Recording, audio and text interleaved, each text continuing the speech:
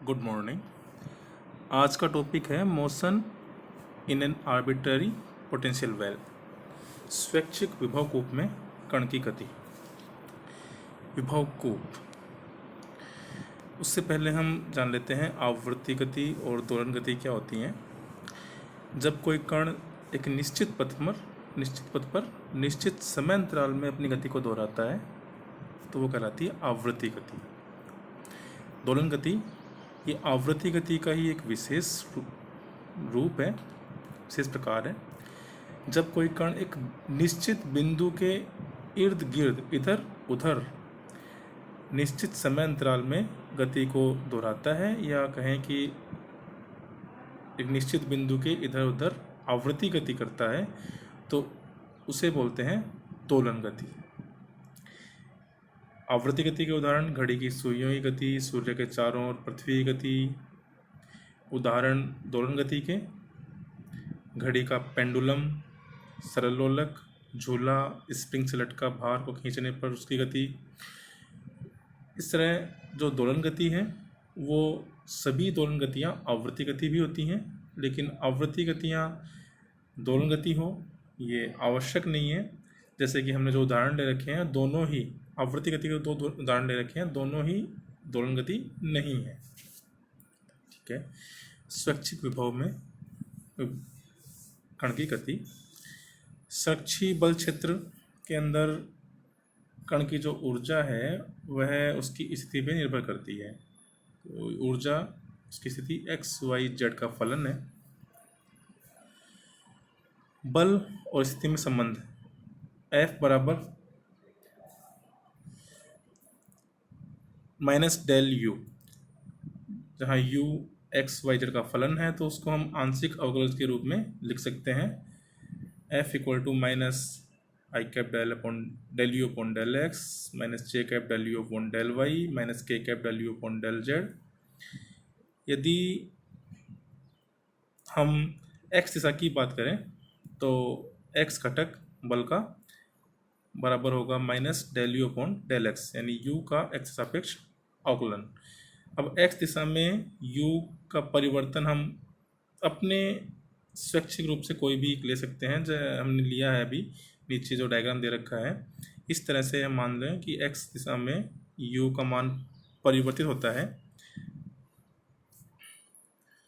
हम जानते हैं कि u और x के मध्य वक्र की प्रवणता डेल यू और डेल एक्स है, और ये प्रवणता हम इक्वेशन नंबर 3 में देख चुके हैं, बल के बराबर होती है।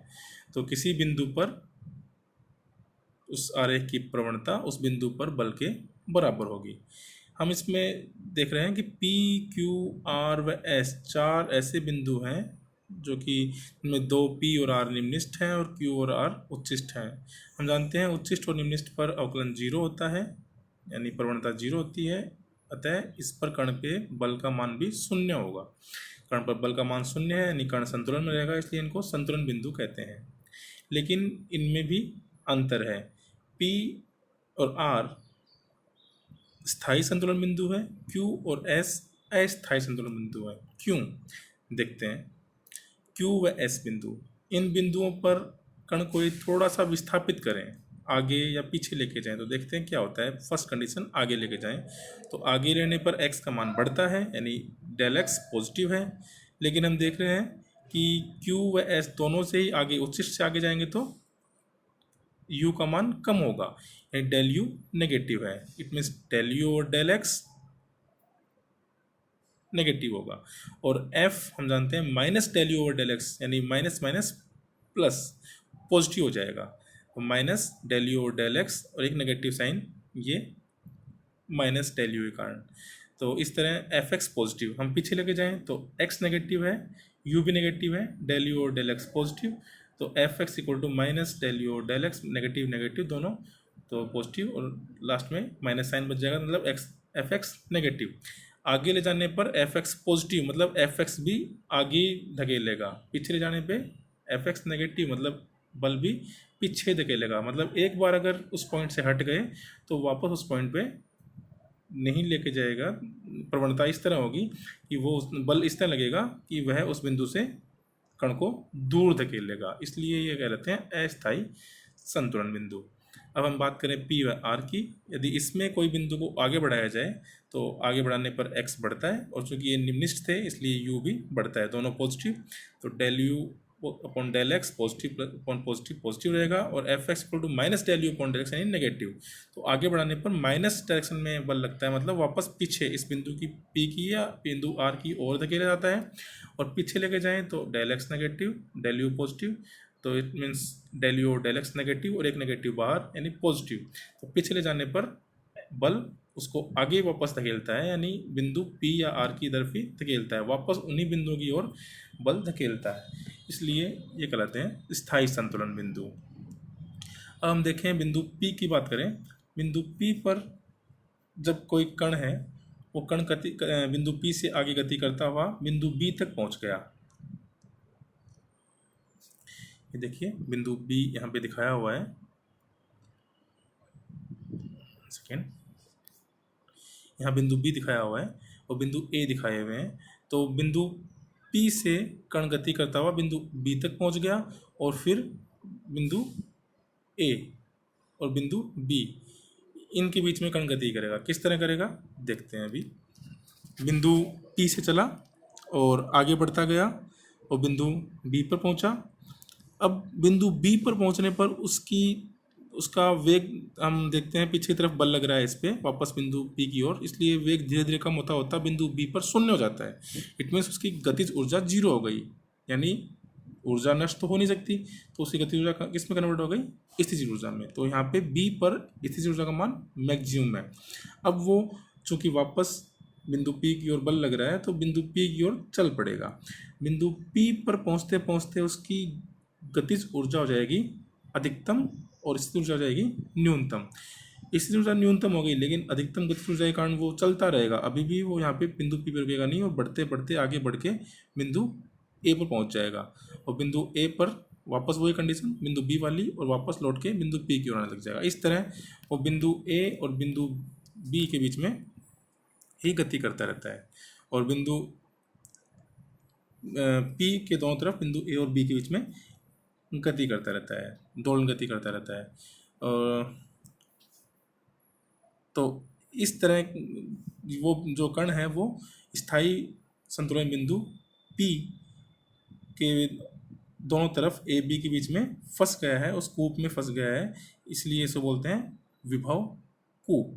बिंदु ए और पी और बी, इस जो वक्र का टुकड़ा है इसे विभव कूप बोलते हैं।